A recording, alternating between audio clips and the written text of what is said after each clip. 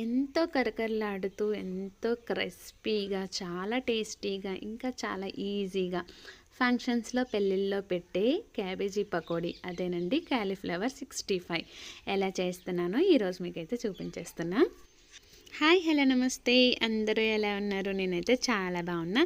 ఈరోజు ముందుగా చూస్తున్నారు కదా థంబ్‌నెయిల్ కూడా కాలీఫ్లవర్ 65 చాలా అంటే చాలా టేస్టీగా ఈజీగా చేసేసుకుందాం రండి.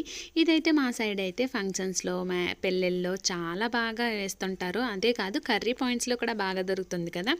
ఇంకా నేను ఎక్కువగా ఏది పెద్దగా యూస్ చేయకుండా, అంటే మసాలాలు కానీ కలర్స్ కానీ ఏమీ యూస్ చేయకుండా సింపుల్గా చేసేద్దాం మన ఇంట్లో కామన్గా ఎలా చేసుకుంటామో. ఇది పప్పుతో కానీ, రసంతో కానీ, సాంబార్లతో కానీ చాలా మంచి కాంబినేషన్ అని అయితే చెప్పచ్చు.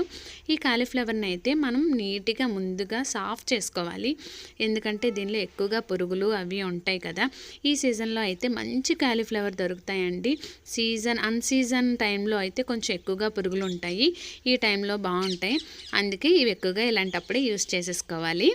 ఇలా క్లీన్గా చేసేసుకున్నాం మొత్తం. అయితే ఇలా క్లీన్ చేసుకొని ఇలా చిన్న చిన్నగా కట్ చేసుకోవాలి ఫ్లవర్స్ లాగా. వాటర్ని అయితే బాగా హీట్ చేసుకొని అందులో కొంచెం పసుపు, ఉప్పు వేసుకొని కొంచెం బాయిల్ అయిన వరకు ఉంచి ఆ బాయిల్ అయిన వాటర్లో ఈ క్యాబేజీ పువ్వులను అయితే వేసేసుకొని ఒక 10 నిమిషాల పాటు సైడ్ పెట్టేసుకోవాలి. అంతసేపట్లో మనమైతే ఈ కాలీఫ్లవర్కి కావాల్సిన పిండ్లన్నీ కూడా రెడీ చేసేసుకుందాం. ఈ కాలీఫ్లవర్ని అయితే ఒక 10 నిమిషాలు సైడ్ పెట్టేసుకున్నాం కదా. హాఫ్ బాయిల్ వరకు, మ్యాక్సిమం హాఫ్ బాయిల్ అవ్వదు, ఒక 40% అయితే బాయిల్ అయిపోతుంది. ఇప్పుడైతే ఒక కప్పుతో కొంచెంగా కార్న్ఫ్లోర్ తీసుకోవాలి, ఒక కప్పుతో బియ్యం పిండి తీసుకోవాలి. చాలా క్రిస్పీగా ఉంటాయి. అంతేకాకుండా ఆయిల్ కూడా అస్సలు పీల్చవండి. ఇంకా కొంచెం మైదా వేసుకొని దానికి తగినంత సాల్ట్, ఇంకా కారం మనకి రుచికి సరిపడా అయితే వేసుకోవాలి. సరిపోకపోతే మళ్ళీ ఒకసారి చూసి కూడా వేసేసుకోవచ్చు. ఇంకా ధనియాల పౌడర్, ఇంకా కొంచెం మసాలా పౌడర్, ఇంకా అల్లం వెల్లుల్లి పేస్ట్ని కూడా వేసుకోవచ్చు. ఇంకా కొంచెం ఒక కప్పుతో పెరుగు కూడా వేసుకోవాలి. ఇప్పుడైతే నేను ఇందులోనే కరివేపాకు, ఇంకా 5-6 పచ్చిమిరపకాయలు వేసేసుకుంటున్నా. ఇందులో ఫ్రై అయితే చాలా క్రిస్పీగా ఉంటుంది. మీకు నచ్చితే లాస్ట్లో కూడా వేసుకోవచ్చు. కొంచెం డెకరేషన్ కోసం అయితే పచ్చిమిరపకాయలు, ఇంకా కరివేపాకు కూడా వేసుకోవచ్చు. నేను ముందుగా వేసేసుకొని నాకైతే కొంచెం పలుచగా అనిపించింది. దానికోసం అయితే నేను కొంచెం కార్న్ఫ్లోర్ కూడా యాడ్ చేసుకున్నాను. అవి అయిపోయాక ఈ వాటర్లో మొత్తం తీసేసి ఈ ఫ్లవర్స్ని అయితే అందులో బాగా కలుపుకోవాలి. ఆ పువ్వులకి బాగా పట్టించాలన్నమాట. ఇలా బాగా చేత్తో అయితే బాగా కలుపుకుంటే పువ్వులకి బాగా పడుతుంది. ఆ ఫ్లవర్స్కి పట్టాకైతే మీరు ఇంకా టేస్ట్ కూడా చేసుకోవచ్చు. ఇందులో చెప్తున్నా కదా, నాకైతే కొంచెం పలుచగా అనిపించింది. అందుకు బియ్య పిండి మాత్రం మరి యూస్ చేయకూడదు, కొంచెమే వేసుకోవాలి. మైదా కూడా తక్కువే వేసుకోవాలి. కొంచెం మీకు సరిపోకపోతే కొంచెం కార్న్ఫ్లోర్ యాడ్ చేసుకోవచ్చు. ఇప్పుడైతే అంతా అయిపోయాక ఉప్పు, కారం మీకు అన్నీ సరిపడా లేదో చూసుకోవచ్చు. ఇలా చూసుకున్నాక ఒక కడాయి తీసుకొని అందులో ఆయిల్ వేసుకొని, ఇంకా ఇది అంతా కూడా ఒక్కొక్కసారి ఒక 2-3 సార్లకి అయితే వేసుకోవాలి. నేనైతే 3 సార్లకి వేసుకుంటున్నా. కొంచెం కొంచెంగా వెయ్యి కానీ అస్సలు తిప్పకూడదు.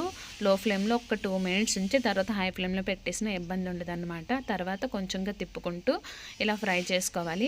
నేను చెప్తున్నా కదా, ఇంకా మీరు ఇష్టమైతే కలర్ కూడా యూస్ చేయొచ్చు. నేనైతే కలర్ ఏమి యూస్ చేయలేదు, నార్మల్గా చేస్తున్నా.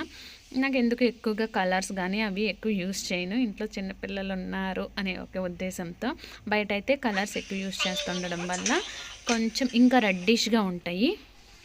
కలర్ అనేది పెద్ద సమస్య కాదు కాబట్టి ఈ ఫ్రై అయిపోయాకైతే టేస్ట్ అయితే మాత్రం చాలా అంటే చాలా బాగుంది. తింటూ ఉంటే తినాలనిపిస్తుంది. చాలా క్రిస్పీగా ఉన్నాయన్నమాట. ఇవన్నీ అయితే ఫ్రై అయిపోయాక కొంచెం కరివేపాకు ఫ్లేవర్ కోసం చాలా బాగుంటుంది కదా ఫ్రై చేసిన కరివేపాకు. మీరు ఈ కరివేపాకుతో పాటు పచ్చిమిరపకాయలు కూడా వేసుకోవచ్చు. నేను వేయట్లేదు, ఓన్లీ కరివేపాకు మాత్రమే వేస్తున్నా. ఫ్రై అంతా అయిపోయాక కూడా వేసుకుంటే బాగుంటాయి. ఇలా సెకండ్ రౌండ్, ఇలా థర్డ్ రౌండ్, ఇలా 3 రౌండ్లుగా నేను అయితే వేసుకున్నాను.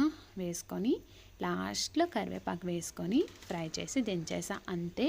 ఇవి చాలా అంటే చాలా టేస్టీగా ఉంటాయండి. చిన్నపిల్లలకైతే బాగా నచ్చుతాయి. మనం సింపుల్గా ఇంట్లో ఉన్న వాటితోని ఈజీగా ఇలా చేసేసుకోవచ్చు. కరివేపాకు మాత్రం ముందుగా వాష్ చేసి తడి లేకుండా దులిపి తుడుచుకొని ఉంచుకోండి, లేదంటే ఆయిల్ మొత్తం తుల్లుతుంది. నాకు ఆల్రెడీ అలాగే తుల్లింది. మీకు చెప్తున్నా, మీరు అలా చేయొద్దు, కొంచెం తడి లేకుండా చేయండి. ఈ కరివేపాకు తింటే చాలా అంటే చాలా టేస్టీగా ఉంటుంది. ఈ రెసిపీ అయితే కంప్లీట్ అయిపోయింది. మీకు నచ్చితే ఒక లైక్ చేయండి, అలాగే షేర్ చేయండి. ఒక్కసారి ట్రై చేసి కామెంట్ చేయండి మీకు కూడా ఎలా వచ్చిందో. మరిన్ని రెసిపీస్ కోసం నా ఛానల్ అయితే సబ్స్క్రైబ్ చేసుకోండి. Thanks for watching.